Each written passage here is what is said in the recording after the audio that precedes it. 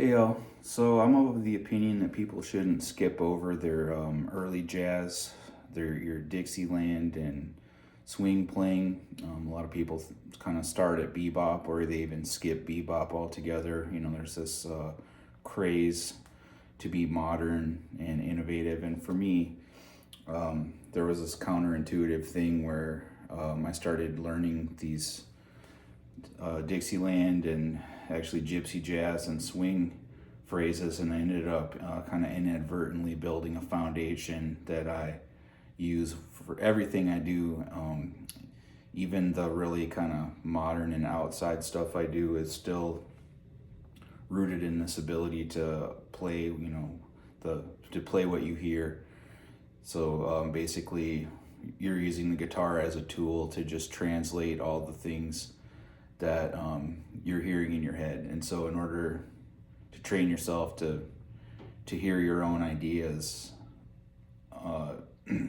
to me it's been invaluable to know a little bit about early jazz. So I'm talking about if you learn some Louis Armstrong solos, maybe from the Hot Fives and Hot Sevens, his earliest band, his Dixieland band, or Barney Kessel's early recordings up through his third album as a leader, and Django Reinhardt. These so those are kind of like all different. You have Dixieland, swing, and gypsy, but my advice is to not skip over this stuff and to just kind of bite the bullet and transcribe and learn some of these things. So we'll just do some phrases here. Let's see.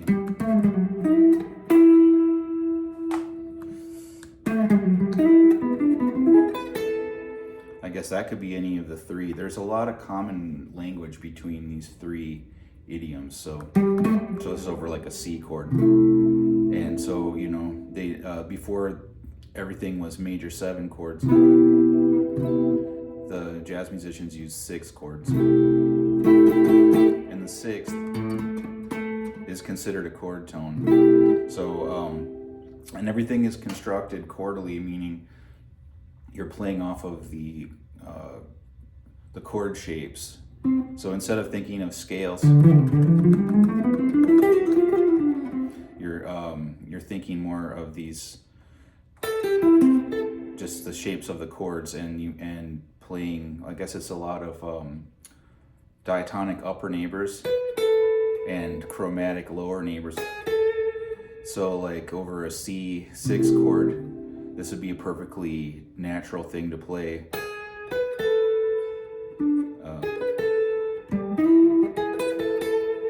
So it might seem kind of strange to start you're on a C major chord and you start on a G sharp note or an F sharp.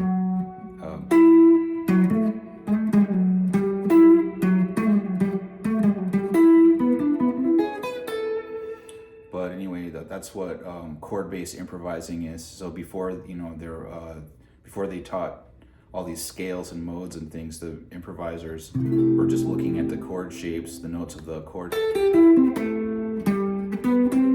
and kind of doing little classical turns and things over to connect the chord tones. And it's actually, I don't know, it's a more thoughtful way of playing, I think. I think that the kind of scales and modes and chromaticism started to pollute and ruin the jazz language, because before that there was this chord-based style of improvising where there's bigger intervals, and I don't know. Like I said, don't skip this stuff. Or let's say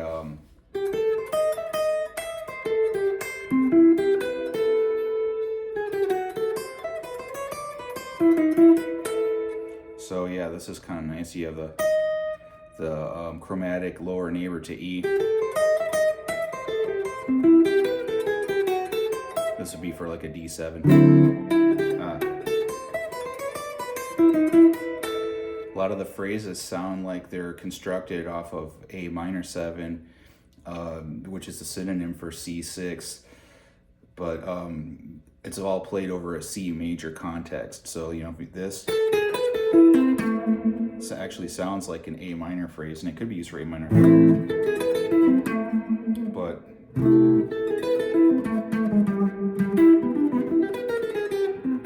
that's kind of what characterizes the sound of Dixieland, is these phrases that sound kind of like the relative minor.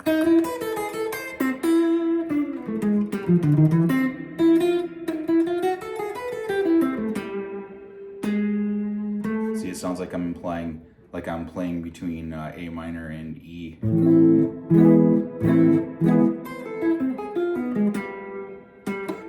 So it's kind of a happy, sad sound. I like that.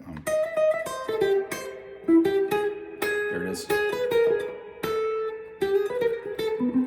And then bebop is kind of born out of that. So when your bebop phrases are informed by Dixieland, swing, and gypsy jazz, then they become less scalular and less chromatic, and they have more interesting intervals. And it's better because, you know, I think a lot of players, they think in these chromatically filled in scales. There I did some Dixieland thing at the end, but some players there, I think that their stuff is like too scalular and too chromatic, and I could pretty much tell right away if someone didn't do their homework and they skipped over.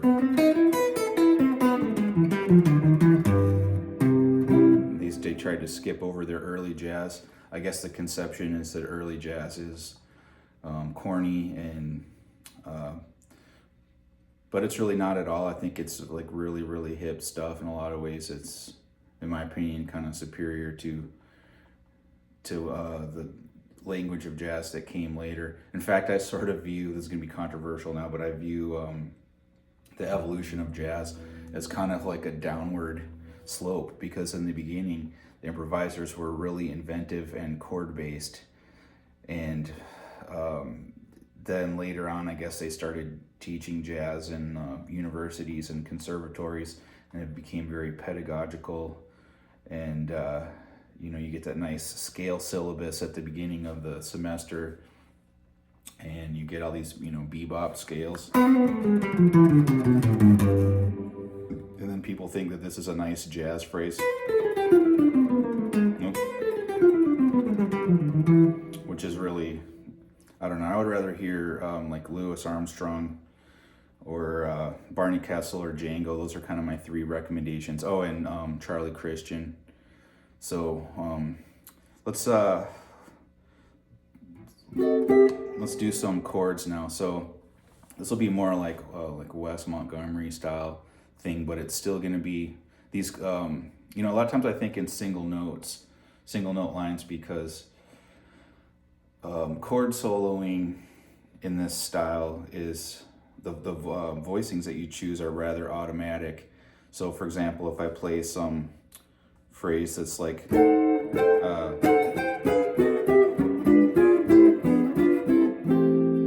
really just thinking,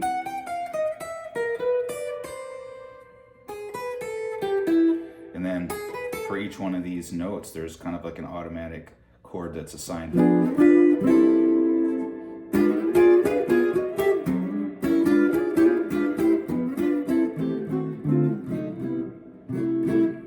So all these is if you know your C6 chord voicings,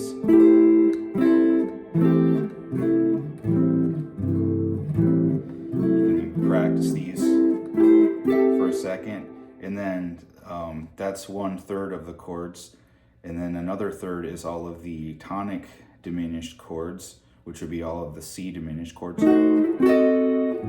which has a certain sound, which is related to the tonic. You know, you can go between the tonic major 6 and the diminished tonic diminished.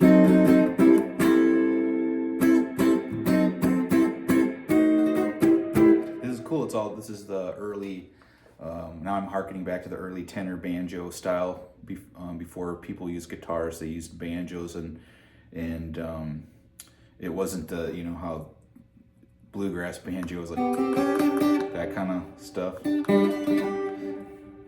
tenor banjo is like when they play these chords are like, you know, a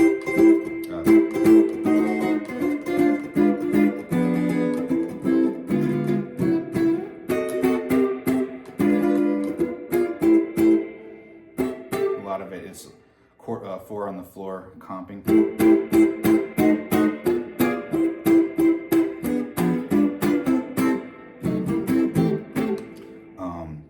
So here's a little phrase though that uses all of these chords. Oh, I was actually only 2/3 of the way done, because so yeah, you have the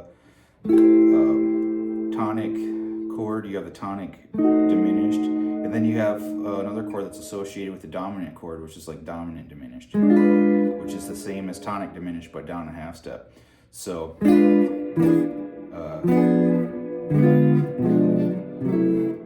so what you end up with is 12 chords that have 3 different functions, because the tonic diminished is related to the secondary dominant, like a D7 chord. So when I go like this C7, this C diminished chord is really like a D7. So, and then the last one is the dominant diminished. So, like this is related, this dominant diminished is related to this G7 chord. Anyway, you combine all these things and you get this little chord scale, which would go like, goes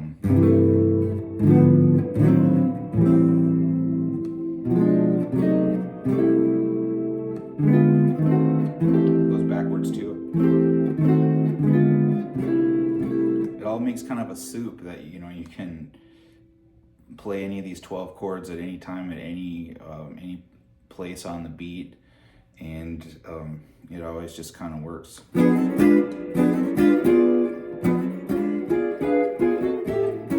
So I'm gonna build this phrase just out of all those 12 chords, and you know, you can even use there's one diminished chord that's not being played, and you can use that by being a chromatic approach chord to the chord that's coming next. So for example,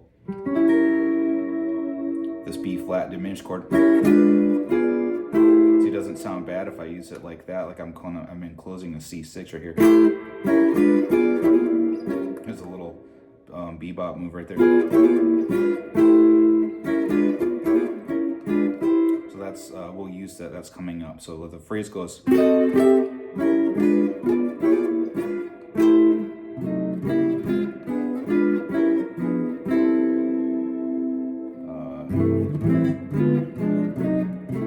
actually just came up with this phrase, so I don't have it very slick yet. So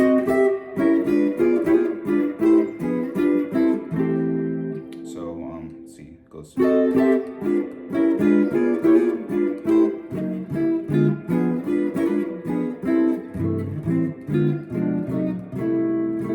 It's kind of a complex phrase, but it takes you through a lot of the possibilities all at once. But if you just try to kind of cruise around in within this chord system and keep it all melodically driven, like you're thinking of a melody note.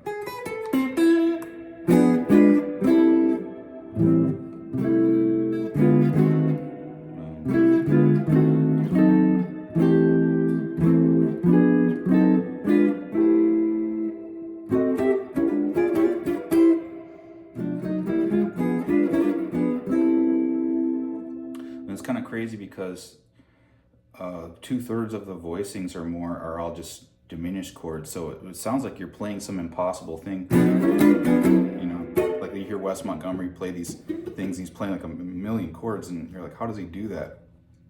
And if you look at a transcription, or if you transcribe some of his playing yourself, you find that he only knows like about 12 chords, but they cover the entire neck, and he's able to just cruise around, and you know, so and a lot of them are just diminished. So like that phrase, oops,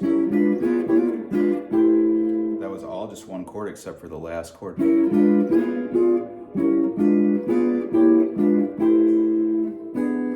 More diminished. diminished. Oops. You can't really do it willy-nilly. You sort of have to know what you're doing.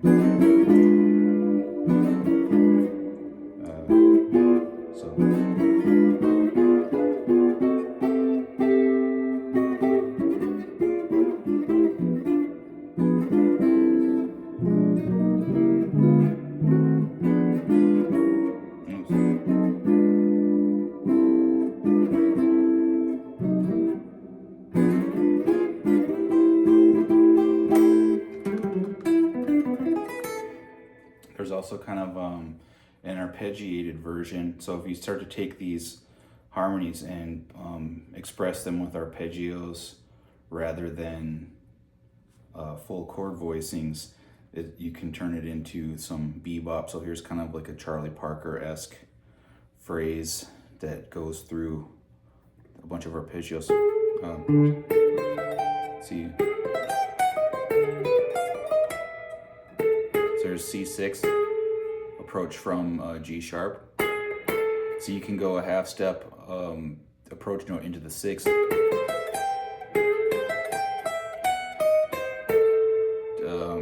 Tonic diminished, dominant diminished, and then resolving back to tonic.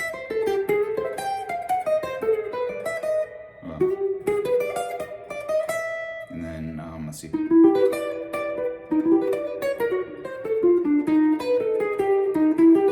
This is like a 3-6-2-5. So it's E minor, E flat minor. So you notice here I make myself do this a lot, like learn instead of going and just moving down the fretboard, I'll make myself use 3 different fingerings for the same arpeggio.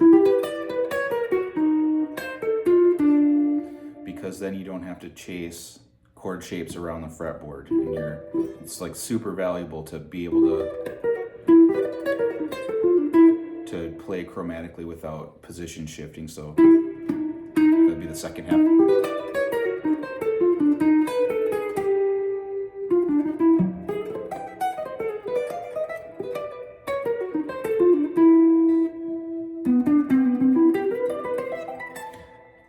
But where the Dixieland and swing and gypsy comes in and becomes really useful is in anchoring these phrases. You know, you can't just play continuous chromatic bebop lines. At the end of a bebop line, being able to anchor to some kind of a Louis Armstrong phrase or something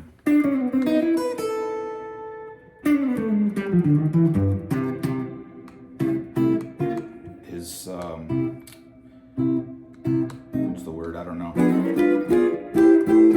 People can just tell that you know the whole history of jazz and you're not just stuck in one period. It's nice to sort of like bounce around and be able to combine all of those things. So anyway, I hope you found this interesting, and thanks for watching. We'll see you soon.